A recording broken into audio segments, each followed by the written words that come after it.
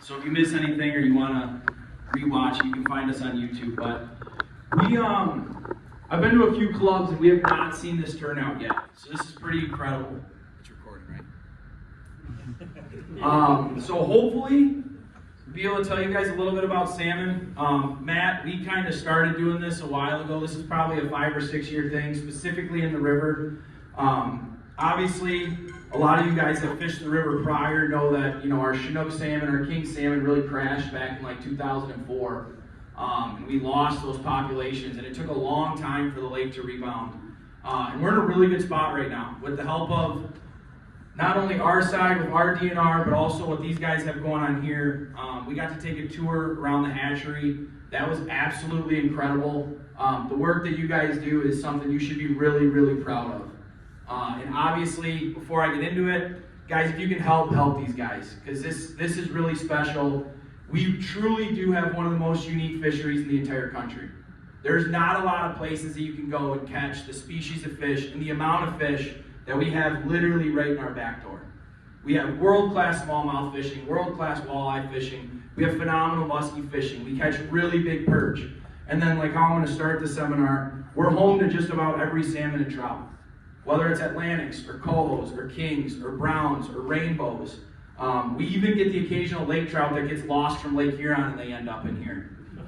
So we're super fortunate to have this. We have people that visit our bait store and that come to our guide service all the time that just can't believe the diversity that we have here. And a big thanks is to you guys. You know, our side, we don't stock Chinooks anymore. We don't stock kings for the most part. So it's a lot of this comes from what this club does, and a lot of it is from the resources that they put into it. So from our side, we really appreciate that. So basically what we're going to talk about is specifically trolling salmon and trout in the St. Clair River. I'm going to keep it specific to the river from Lake Huron to Lake St. Clair, right? From the bridges down to the flats. We're going to talk about the when, where, and the how. So really these salmon start coming in late in the fall. We'll see them. A lot of times we're putting our boats away. We're thinking about hunting season. I see a lot of camo in here, so I know we've got some hunters. That's my favorite time to fish, if you guys are in the woods and in the marsh. But we'll start seeing these things late in the fall. They'll hang out a lot through the winter, and then we see a huge push of them basically every spring. They come in from the lake, and a lot of times they're chasing the bait. When you start seeing the emerald shiners show up, and you start seeing all the smelt show up, you're gonna see the salmon and the trout are gonna be right behind them. So the peak coho fishing that we typically see and the peak like salmon fishing is when that water's like 39 to 44 degrees. That's typically when we see our best fishing, and we're right on the edge of it. This rain and this wind and all this nonsense that's been going on the last 3 weeks have been tough. For you guys that have been out before all this rain and stuff, you know it was really good. And a lot of those coho we catching were off the bottom, right? How many vertical jiggers were in here that were catching coho right off the bottom? Okay, when the water's cold, the bait's low.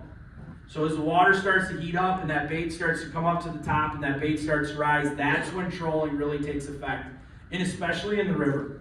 Now the Atlantics will play by a totally different set of rules. They haven't been in the river quite as thick as they have the last 3 years. My theory is it's water temperature. We need that water to get a little bit warmer, but we have Atlantic salmon. So I'm from Marine City. I was born and raised in Marine City. We're straight across from Fawn Island and Sombra. My family used to own the Riviera restaurant that was right next to the ferry. So we're pretty in tune. I've spent a lot of time fishing both sides of the river, and I fish a lot of the lower river. Guys, we have those Atlantics into June, into July even at times. We have those Atlantics that hang out down by the flats. So the Atlantics play by a totally different set of rules than what a lot of the cohos and the browns and the rainbows play by. But you're gonna find these fish all over the water column. So we're gonna talk mainly, like I said, about trolling, because the vertical jigging, it seems to be a lot harder to kind of pin these fish in. And really what I wanna talk about when we talk about trolling, I've done it both ways. So I've done it your traditional salmon route, right? Your downriggers, your lead core, your Dipsy divers, your paddles, your flies, like all that fun stuff. Oops, sorry. So I've done it that way. But something that I really want to focus on, because it's the way that I started, and it's a way for everybody to get involved, and it's very cost effective, is just setting your rigs up exactly like how we walleye fish. This is a simple rod here. This is a medium St. Croix Icon. It's a 7'6". It's an Okuma convector with 10-pound Berkeley XT. A lot of the fish that we're going to find in the river aren't going to be your big screaming kings. And you can ask Matt, we've caught up to 17-pound kings on this. Just make sure your drag's set right. But this is a way that a lot of you guys can get into fishing without spending all the money. So like, for me personally, I don't spend a lot of time over in Lake Ontario or over on the west side of our state fishing those kings. So for me, I'm mostly a walleye fisherman that I'll salmon fish this time of the year, right? I salmon fish from the middle of April into June. And so what I do is I utilize a lot of my walleye gear. And a lot of the fishing that you're gonna do is gonna be shallower water. You're gonna be fishing a lot of drop-offs. So you don't need those big, heavy downriggers or those big dipsies. And we also know how snaggy the river can be. You do not want to get a downrigger or a dipsy setup snagged in and then boom, all of a sudden you're out 60 plus, at least $60 plus. Pop one of these off, you're out 12, right? So we're going to talk about a super simple way to catch them. We're talking walleye setups. The reason I use Berkeley 10-pound XT is because there's an app out there, for you guys don't know, it's called the Precision Trolling app. They do a ton of testing on all lures, all weights, tadpoles, dipsies, everything. And it'll give you the dive curve. I think it's $120 for all the lures that they've ever tested, plus all the lures that they'll ever test in the future. It'll give you the dive curve on everything. So it gives me my thin fins, it gives me my flicker shads, my bombers, my flicker minnows. If I'm ever running bandits, we'll get into the lures. I don't typically run those bigger lures, but it also gives you the dive curves on the tadpole weights. It gives you the dive curves on your dipsies. It gives you the dive curves on your snap weights, which we're going to talk about. I use a lot of snap weights in the server because it just makes my life a whole lot easier running simple spreads. Yo. Is that $120 one-time purchase? One-time, lifetime purchase. And every time that they update or every time that they test new lures, it updates your app. The only thing it won't do, from what I understand, is if you own an iPhone and you go to an Android, or if you own an Android and go to an iPhone, it won't transfer. But if you like upgrade iPhones or upgrade Androids, it does transfer. And it's a phenomenal app. And like I said, that's one of the main reasons I use the line I use, is because when you're doing this, you really want to know where your lures are running. And once you find out where those fish are biting, you want all your lures at that depth. So you're going to find these fish, like I said, you're going to find them all over the water column, but you're going to notice a difference between your rainbows and your Atlantics. Your rainbows and your Atlantics typically seem to love structure, whether it's seawalls, current breaks, docks and dock pilings, anything like that. You're going to notice a lot of your rainbows and Atlantics. A lot of the times they come on our outside board running right along the seawall, right along the docks, right by those big ice clusters. They're hiding right in there, and they're essentially waiting for bait to come through. Cohos are wild animals. They run the drop off and they're just going up and down, and they're just hunting for bait. And you'll find those cohos everywhere on the drop off. One of our best rods is typically our third board in, where we're running it. It's a 20 to 30 foot lead with a 20-foot or a snap weight, a 2-ounce snap weight, 20 feet back right on the drop off. It puts that bait about 10 to 12 feet down. And a lot of times you'll find those coho on that drop off because they're just running that drop off and they're feeding. We just talked about it a little bit, but early in the season, you guys start fishing right now, you're going to want your baits to be a little bit lower. Because if the bait's low, then the fish are going to be low. Those smelt are running a little low. They're finally starting to catch some smelt over on our side dipping, so you know that they're starting to come up. We're starting to see some emerald shiners come up, and as that bait comes up, the fish will come up. Matt, how many times on your trips have you seen fish swirling on the surface? Yeah, lots. Cast at them. If you're out there jigging, cast at those fish. A lot of times they're salmon and they're swimming up, whether they're above a weed bed or on a current break. You know, they're there for a reason because that bait's there. So you're going to want to target those spots. These fish will sit shallow. So do not be afraid to fish shallow. One of my best Atlantic rods is my outside board. It's a 30-foot lead to a 1-ounce snap weight, and it's 14 feet back behind the board. That puts that weight at about 6 feet. So you got to figure by the time you get to your lead and your spoon, and I'm going to pull out some of the baits here, but by the time you get to your lead and your spoon, that bait's only running like 4 feet under the surface. And those fish will come up to get it. They're already coming up to get those shiners. So don't be afraid when you're trolling to cover that entire water column. A lot of the times we like to put our boat right on the drop off. Put your boat in that 24 to 26 foot. That way your inside boards are running anywhere from 4 feet all the way down to 20, and then your outside boards are running deep. And a lot of the times your deeper boards are where your kings are going to be. Your kings, your big bows, and stuff like that will be on your deeper rods. So we're going to talk a little bit about how to catch them. And there's a lot of ways to get them. A lot of the times, like I said, we're running just plain monofilament line, dipsies, snap weights. Keep it simple. You're going to catch them with downriggers. You're going to catch them with your dipsies. You're going to catch them with lead core. And when we run lead core, we're typically not running anything more than a 3-color. We don't need it any farther than 15 feet down, especially where you guys are running. And the current's a big factor, right? The current that you're going to be fishing up here is going to be way different than the current that you're going to be fishing down south, say by me. You're going to be moving quite a bit faster. So especially with that lead core, we find the biggest problem with lead core is if you're not moving fast enough, it just wants to sit. So that's a big thing, is watching your speeds. Now traditionally, from like the city of St. Clair south, I like to say we like to average 3.5, 4 miles an hour. When you come up here, you're definitely going to be around that 4 mile an hour mark. Because by the time that your planer boards catch the water and they're creating that drag in the water, your spoons are going to be moving. But you can really pay attention to your speeds by how your planer boards are moving, right? If you're trolling, your planer boards are right out next to you, you're not going fast enough because that current's pushing your planer boards as fast as it's pushing you.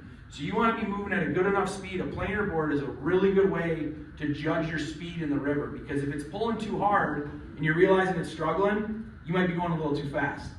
If it's sitting there floating up next to you, then you're going too slow. Those planer boards, if you're running the right speed, those planer boards are going to be tracking perfectly, just like they do out in the lake. They'll be tracking perfectly. We're mainly trolling downstream, and I get this question all the time in the store. Do we troll downstream or do we troll upstream? Guys, we've got a ton of current in this river, so if you're trolling upstream, you're putting a ton of pressure on your lines, you're putting a ton of pressure on your lures, you're putting a ton of pressure on your rods, and your baits are working extremely hard. Now, there are going to be spots in the river that are exceptions to the rule. Anywhere where you can find a long flat or a long area that's got slack current, don't be afraid to troll down and turn around and come back up into it. That's fine. But you don't want to be right off the edge of a main channel trying to troll your body baits, especially if you're running a similar setup to like where we're running with snap weights. You're going to notice that snap weight right up on the top because of the current, right? So most of the time we're trolling down. Another reason is a lot of the time we troll down is because your bait's typically going down. The bait gets in the current, the bait swims with the current, so we want that bait, we want our baits to look as natural as the shiners and the smelt that they're catching and having them run down. So it's a lot less pressure on your lures, it's a lot less stress on your trolling motor or your kicker or whatever you're doing. Focus on trolling downstream, and if you find a good area that's got either slow current or no current, then you can go back upstream to cover some more water. But typically, guys, we are trolling downstream. Let's talk a little bit about baits. So I've got a few different baits here that I really like to run, and they're all going to vary. So we run a lot of crankbaits in smaller spoons. I'd say the biggest spoons we run are like your traditional stinger size or your 4-inch, you know, your Dreamweaver Super Slims and stuff like that. But we've got stick baits. You know, this here is a deep diving hit stick, and I'm going to leave all this stuff up on the table, guys, before you leave, so you can come through on your way out and check out some of this stuff. But you're going to notice, like right here, this is a hit stick. You'll notice for you guys that aren't trollers that this one here is going to have a little bit bigger build than I'm going to show the rest of you guys. So this lure here is going to get deeper faster. But a lot of the times, a nice bait with a rattle is a really good bait to use. But these here, the stick baits, especially when the shiners are in thick, something like a hit stick, a bomber. We all know what a bomber is. Bombers are really good baits, really shallow diving baits. You'll notice this one here is a blue prism. Take note of blue prism. It's going to catch you a lot of fish. But the blue prism's a very good bait as well. It's got a lot smaller bill on it. For you guys that can see that, it's got a lot smaller bill. So this one's not going to dive as deep. You can use a snap weight to help get you down, or you can long line this bait. Because again, if you're running a bait that's along the docks, or even your second board in that's from the docks, a shallow bait's going to be a lot better for you. If this bait's fishing 10 feet of water and it's diving 4 feet down, that's perfect. Because if the salmon's around, they're going to find it. So like a bomber is a bigger profile bait that's really good. And also just a simple float Rapala. You guys that handline and whip, I know you've got boxes full of these. challengers, anything like that, right? Just a small stick bait that's gonna replicate something. Again, not super deep diving. You can use it assisted if you want, or you can just long line. But they're very effective baits. Another style of body bait that I really like to use, there's a bait that Berkeley came out with. It's called the Money Badger. They designed this bait, and it's funny because I was talking with a rep about how many that our store buys, and he's like, "Why do you guys buy so many? That has not been a good bait for us." It was designed to be a bass and a walleye bait. You can cast it for smallmouth, troll it for walleyes. Well, if you look at the way this bait is designed, when you guys come up here later, it almost looks like a wiggle wart. This has a very good action for those salmon, right? I mean, you think of salmon body baits, you're thinking mag lips, wiggle wart, stuff like that. This has a very wide wobble, and these baits are fantastic because this small little bait here at 40 feet back will get you about 10 feet down. And this is a very good bait that mimics almost identical to what they're chewing on. And then they also make another size that'll get you about 10 feet down and about 30 feet back. So you're not having much line out behind your board at all. And I was speaking to one of the gentlemen here before the seminar. The more line you have out, the more chance you have to lose that fish. If you got 100 feet of line out as opposed to 30 feet of line out, you've got an extra 70 feet, and we all know how those fish fight, whether it's a rainbow or an Atlantic or a coho, kings. They're rolling, they're jumping, especially in the river where they don't have any room to go down, they're jumping, they're pulling, they're doing some crazy stuff. So the less amount of line that you can have out, keep your spread tight, you can turn, you can maneuver up and down that drop off as you tack back and forth. So that's why we really like these baits. And again, Berkeley, they thought it was really funny that these were one of our top selling baits. These are one of our best salmon baits that we found, like for sure. Yo. Just a question about, you said keep your spread tight. So that's kind of one big concern I have when we think of the St Clair River and fishing some of the north, hot spots. We know how busy they get. So that's always what I'm wondering. How can we pull this off? Do you guys typically max out your rods? Because you guys are free rods. Yeah, you guys play by different rules over here. We finally got to use 2 rods over here. Lots of 2 rods. Yeah. So, thank goodness. I mean, yeah. Well, yeah. So and that's Matt. That's a good point. But do you max your spread and keep everything really tight, or how do you pull that off and fish around guys casting or guys trolling? So a lot of times we do our trolling, or we'll do our trolling now, early in the season, right? We try to avoid those big, heavy crowds, because once the jig fishermen get out, you are kind of toast, because you just can't maneuver around them. Another thing that, like, personally I do on my boat is if we're running our 6-rod spread on our side, if we're running our 6-rod spread, if we're running our 2 guys, our 6-rod spread, we typically will run 4 boards on the inside and then 2 baits off the outside, because we tend to get bit more a lot on the top side of that shelf. And I think it's specifically because the salmon are coming up on that shelf to eat. We talk about that all the time, whether you're walleye fishing, bass fishing, salmon fishing. I don't care how many fish are over there.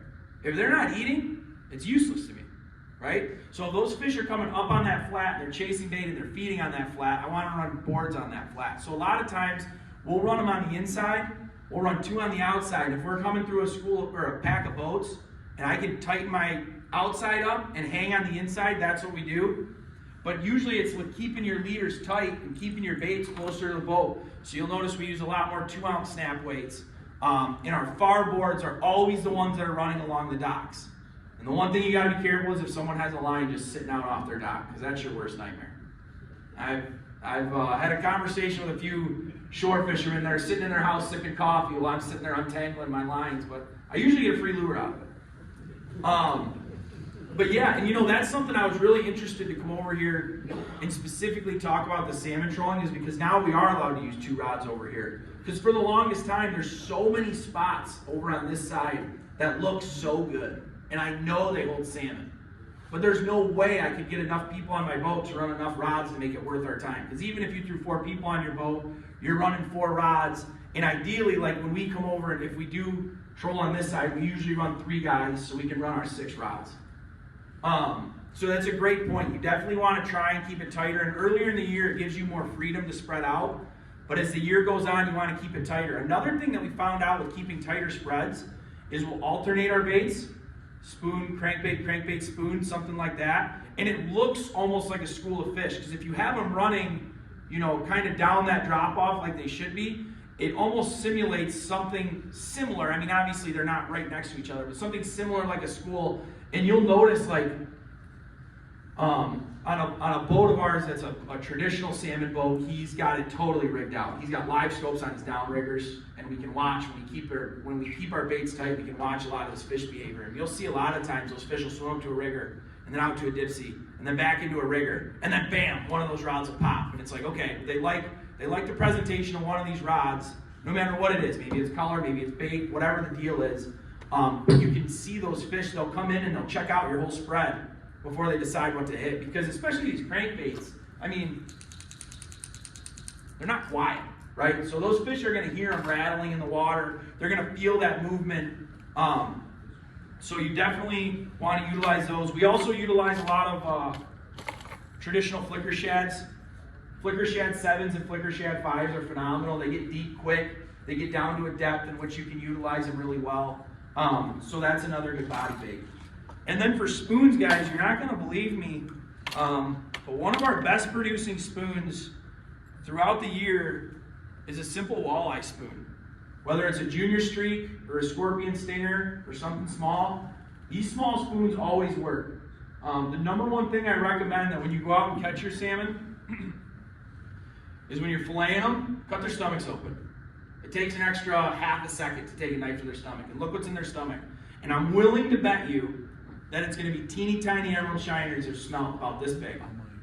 So you want to replicate the bait as best as possible. If they're focusing on small schools of shiners, that's what you want to focus on. Now we have caught down, especially like down in the North Channel, and as you get closer to the flats, we've caught cohos with perch, we've caught cohos with bluegills, and we've caught steelhead or rainbows with pinreeds and slugs in their stomach. So these fish are opportunistic. They're going to eat anything that's around. So these cohos, when we're catching cohos with baby bluegills in them, it's telling me that at some point in time they're swimming up into the pinreeds, into 2 foot of water or less, and they're eating these baby bluegills. It's just funny you mention that, because even what we noticed the last couple of weeks was our coho would have tiny little shiners, whereas the walleye, you cut their stomachs open, you see much larger bait in the walleye. Yep. And all the coho were almost consistently something else. Even the biggest Atlantics that we've caught, 15 pounds, tiny little shiners. Fat, they're fat fish. You catch them, they're fat. And you're like, what are they eating? You cut them open, and it's chock full of tiny, tiny little emeralds. Usually emeralds are small.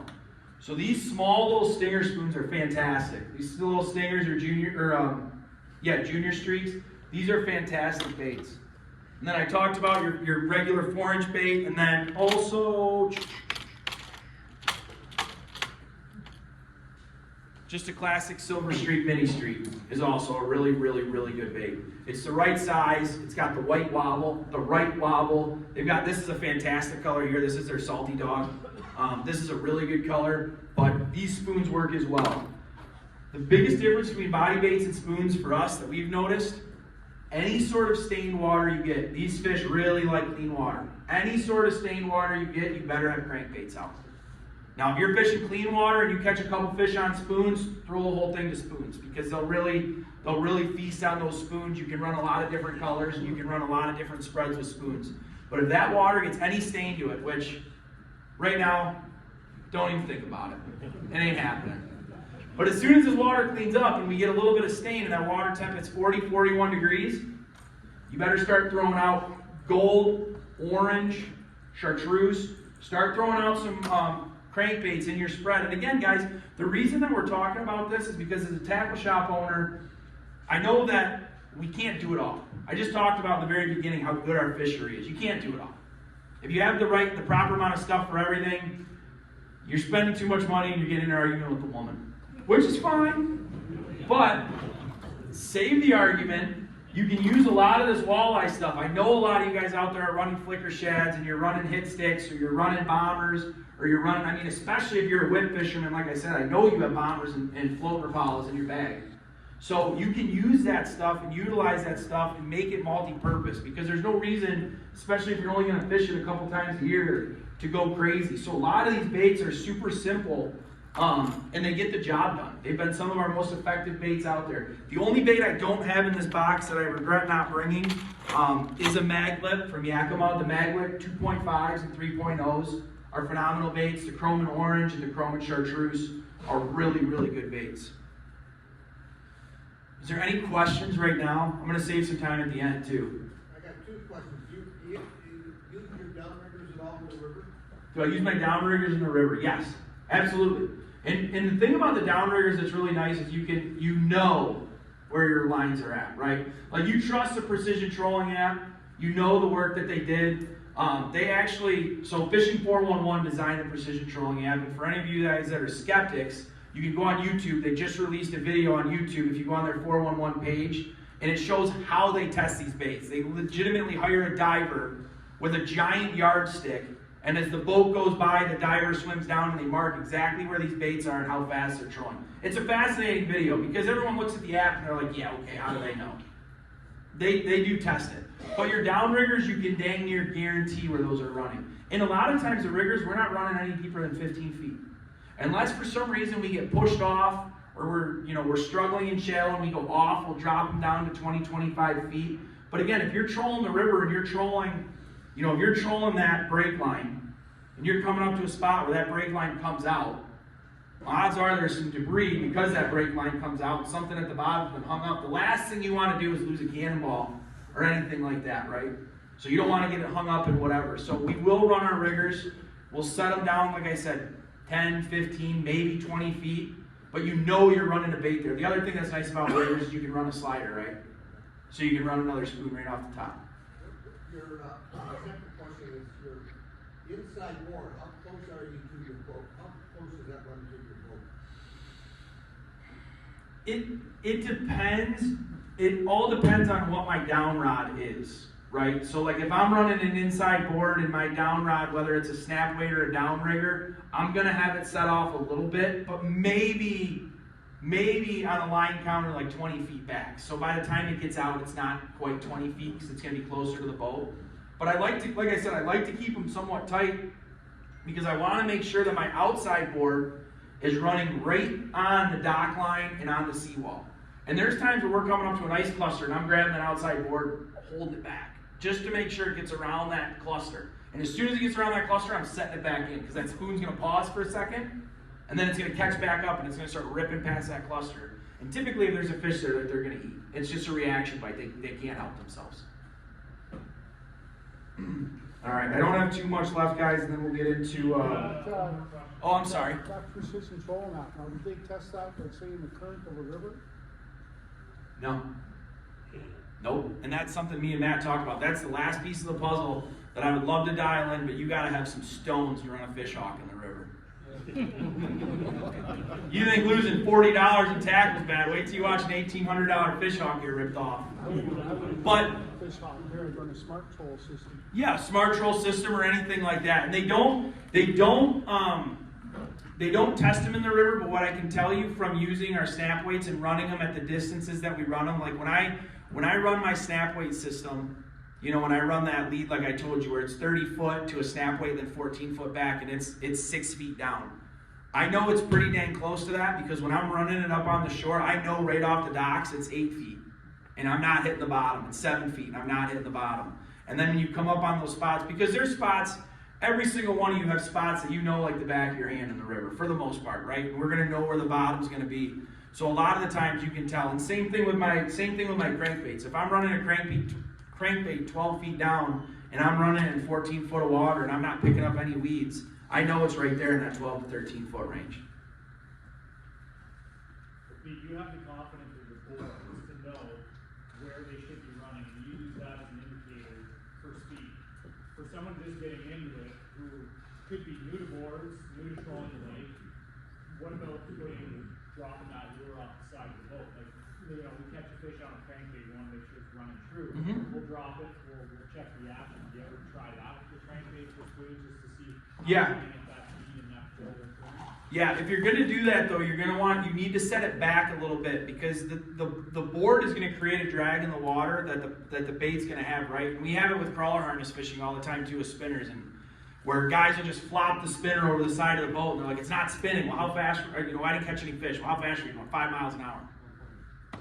Yeah, exactly. It's like, well, you're going 5 miles an hour. No wonder you're not catching any fish. Well, my spinner wasn't spinning.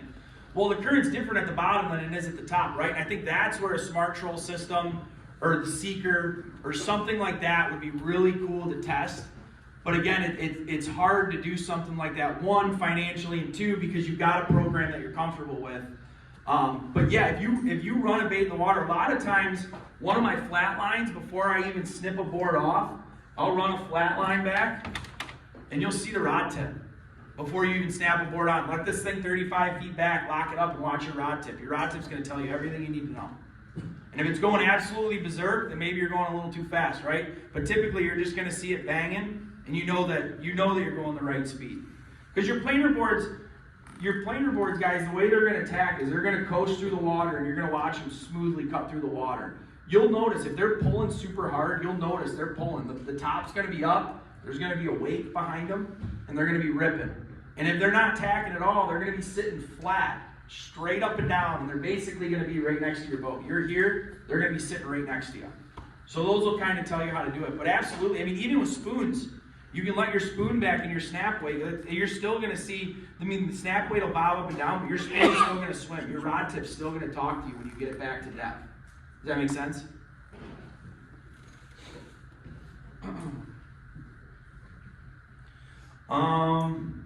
So the other thing, guys, one of the last things that I really want to touch on is varying your bait depths, and we kind of talked about it. But you want to try to touch the full water column until you start dialing in a bite, because those fish one day are not going to be the fish the next day. Maybe the water got colder, maybe the water got a different color, maybe the bait moved on them. So make sure you vary those depths, and you want to vary them as you get closer to the boat. You want your baits to be deeper. Because if a fish on the outside bites, you want to be able to pull it over the top of all those other boards, or all those other rods, right? So if a fish on your outside bites, you've got 3, maybe 4 lines you've got to pull that fish over. So as you get closer to the boat, you want your baits running deeper. The only, I guess, exception I would have to that is your very outside board. You might want that. I mean, you could run that as deep as you want, just because you're going to have a lot more water to cover on that outside, because we know how this river goes. You could be, if your inside board's at 4 feet, your outside board might be in 50 feet in some spots. But for the most part, guys, you want to vary your depth. And then also, once you start to get on a program, or once you're comfortable with your depths, don't be afraid, I mentioned it earlier, but tacking along that sandbar, or along that drop-off. So move your boat a little bit up the bar, move your boat a little bit off the bar. As long as you know that your outside board's not going to get hung up on whatever's in there, you can move your boat and slowly just tack it along, because it's only going to help your inside lures. Your inside lures are going to move up that drop-off, down that drop-off, up that drop-off, down that drop-off. And that's really what you want, because now you've got a spread of baits that are running different depths, and now you're running up and down that drop-off. And sometimes you can really pin in at least where those fish are running. If the same board goes off 2-3 times, it's not a coincidence. There's something that's going on, whether that's the depth they're sitting at, or the bait, or they like that part of the drop-off more, those fish are kind of sticking to it. Yo. Live scope, so the buddy's boat, salmon boat, all that. Are you able to use that live scope trolling the river to select the baits you want to put down based on fish not committing? Oh yeah. Hitting? Like, are you seeing a lot of interaction with your down here or your tight board? Oh yeah. And then thinking, okay, well, they don't want that, I'm going to switch it up and using that to be more successful? 100%. So you'll see it a lot on live scope, and honestly, guys, you can watch. So for those of you that don't have live scope but you have 2D, a lot of times you can watch it on your 2D as well if you have your 2D set up properly. You'll be able to watch fish come in. Trusting your electronics, especially nowadays, is like one of the biggest things. And if you can mark fish, if you're marking a bunch of fish that are in the middle of the water column, they're not walleyes. Not in the river. They're not. So if you're marking a lot of fish in the water columns, you at least know that you're on fish. Now, why aren't these fish biting? So on live scope, we've watched multiple times fish swim into our spread, swim away. Get that spoon off. Whatever it is, get it off. Change colors, put a new bait on there, and a lot of times you'll watch a difference. You'll notice a difference. When you find the lure that they want, it usually doesn't take them long. I mean, they basically commit suicide. It's just, well, bam, the rigger pops. And it's like, okay, well, that was the right color. You'll see that same thing on 2D. You'll see these fish coming up, and you're not getting bit. And it's like, well, what's going on? Trust your electronics. Those fish are in your spread. They're looking. If the fish are under the boat, they're checking your spread. I mean, the water's clean. So it's not like they're just swimming up to your boat. They're totally oblivious to the 4 lures on their one side and the 2 on their other, whatever, 3 and 3. So trust your electronics, because if you're seeing those fish coming up and you're seeing those fish underneath you, try new things. Because one, it's no fun sitting in the boat doing this anyway. I mean, it's better than sitting at home, but it's no fun sitting in the boat doing this. So check your rods.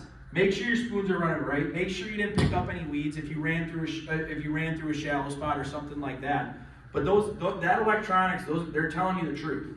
You're marking fish, you're seeing fish come up in your spread, but they're not quite biting. Maybe they want a body bait. Maybe they want a stick bait instead of a shad style bait. Maybe they want a bigger spoon instead of a smaller spoon. Maybe they want a different color. I mean, I have my confidence colors. I mean, I'm always running an orange and a copper. I'm always running some sort of blue and silver. I'm always running some sort of alewife that's going to be like a pink or a purple and silver. I'm running something like that. But don't be afraid every now and then. I mean, if you're running 4 rods, if you're running 6 rods, make 1 or 2 of them a random rod. Put a bait on there that you don't have any, that you're not really sure about. I mean, not the one that you don't have confidence in, but one that you're not really sure about. And you might just notice, like, hey, my colors aren't working today, but this one is. Because we all get stuck in a rut. Every single one of us, we're all fishermen. We all have confidence. So a lot of times, oh, if this isn't biting, it's not working. That's a bad attitude to have. Because typically you can make a fish bite one way or another. There's times where they're lockjaw, but unless you try everything, you just don't know that that's the case. Using any scent in the river? Yeah, I really like using, I personally use ProCure just because that's what we carry at the store. And I'll run alewife, I'll run smelt, I'll run shiner, and I'll run bloody tuna. Those are kind of like my top 4. I try to keep it as natural as possible. And I know guys that run spoons with a little shiner off the back. One that's not going to quite affect, just a little shiner, one that's not going to affect the wobble of the spoon, but especially down lower river, I'll notice that a lot, for sure. But that kind of touches everything, guys. To be honest with you, I hit on mostly what I wanted to talk about. If there's any questions, I'd love to answer them. If you're running, let's say you got 2 rods on the boat, just running straight behind the boat, and let's say without boards versus with boards, how many more fish would you expect to catch using the boards? Like how important is it to get those lures away from the boat? It's not, so the salmon aren't as boat shy as some of the other fish in the system. Like you're sitting there on a good school of walleye and someone runs right up the drift, right over their head. Then they get a little shy. The salmon don't seem to be as shy of the boat. The biggest thing with the boards is you're covering a lot more water. So if you don't have planer boards, and we have guys that, especially even like, you know, back on our side, they'll fish their 3 rods and they don't have planer boards, but they only typically will fish by themselves. So they'll run 2 outside rods and then 1 straight off the back. The biggest thing with that is you're really going to want to utilize tacking. So you can run that drop off for a little bit, but make sure at some point you go up that drop off. And make sure at some point you go back off the bottom. Because the biggest thing with boards is they're going to get the bait, not only do they get the baits away from the boat, but you're covering a lot more water, right? You're covering from however many, 50 feet out to the right, 50 feet out to the left, you've got your whole 100 feet. So the biggest thing I would suggest with that is if you're not going to run boards and you're just going to run 2 off the back, you're going to catch them. Just make sure you cover that water column. Make sure, you'll never be able to run like the docks with it, which is fine. You're going to catch plenty of cohos and plenty of cohos and rainbows that are sitting right on that drop off. Just tack up and down that drop off, because then at least you're covering water with your baits. Because your baits are still going to be 35, 45 feet back.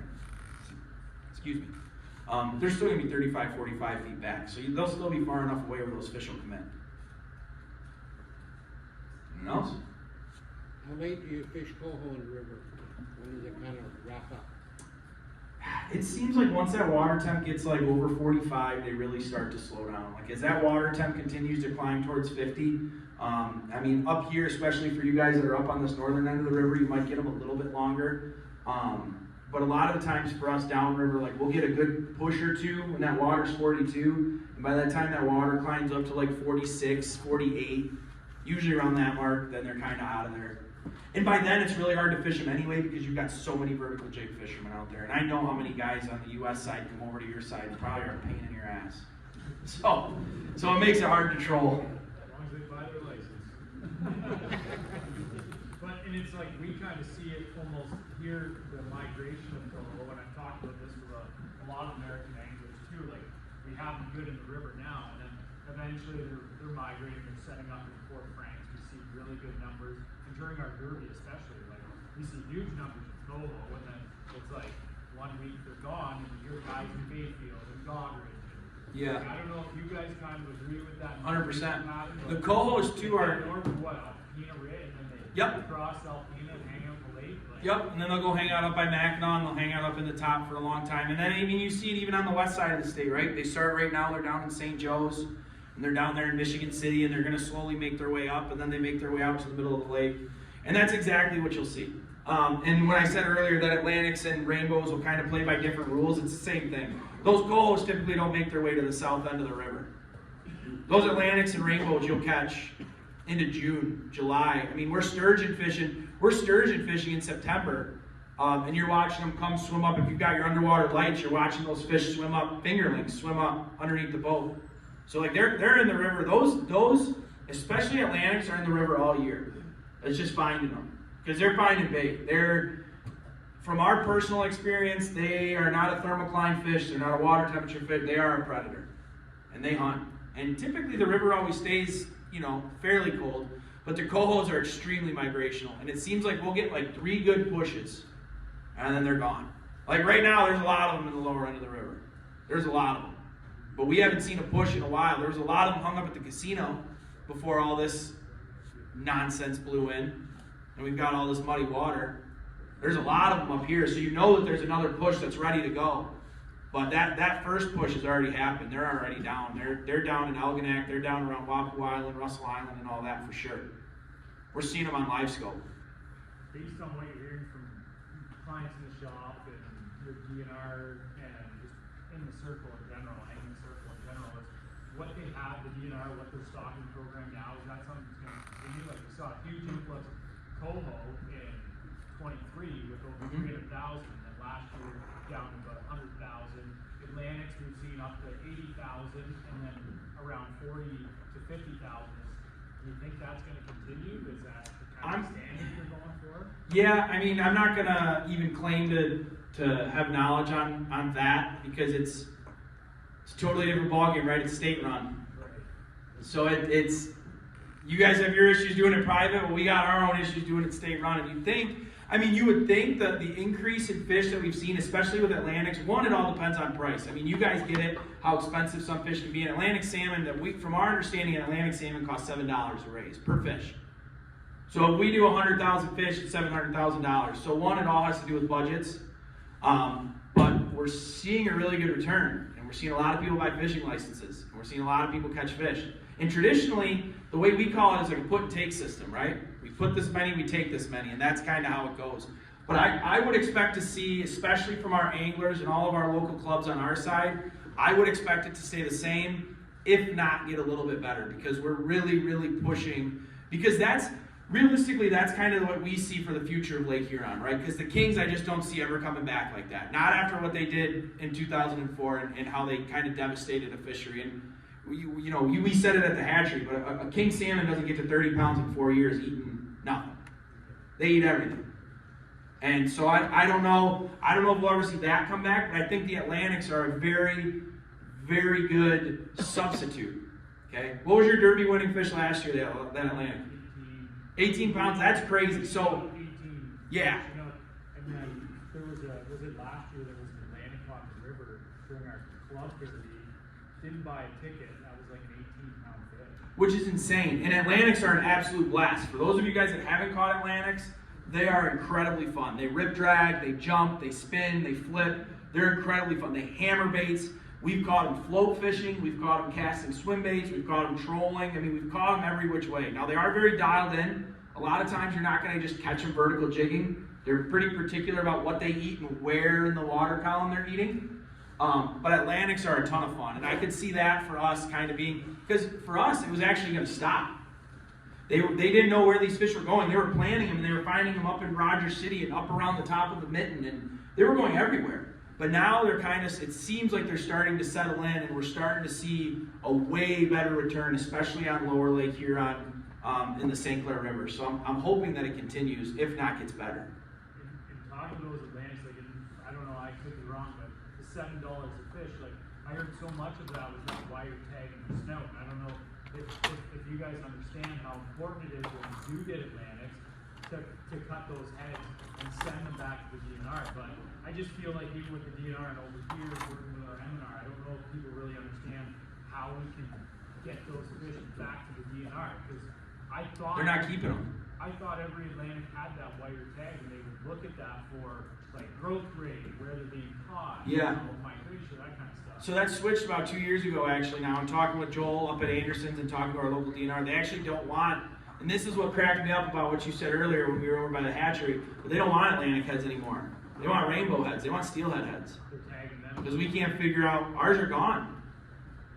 We don't see near the return. You blew my mind earlier talking about how good the fishing can be up here, because we haven't seen that return in really since COVID. Well, a lot of our guys have blamed COVID because we didn't do quite as many stocks, right? So now we're 5 years removed. So really, like the last 2 years were more effective than the last two were more effective because we didn't see those. So now they're starting to stock them and we're starting to see them again. But we don't see them nearly as much as we used to. I mean, we used to be able to go to the old powerhouse there and absolutely smash on those rainbows. Nice ones.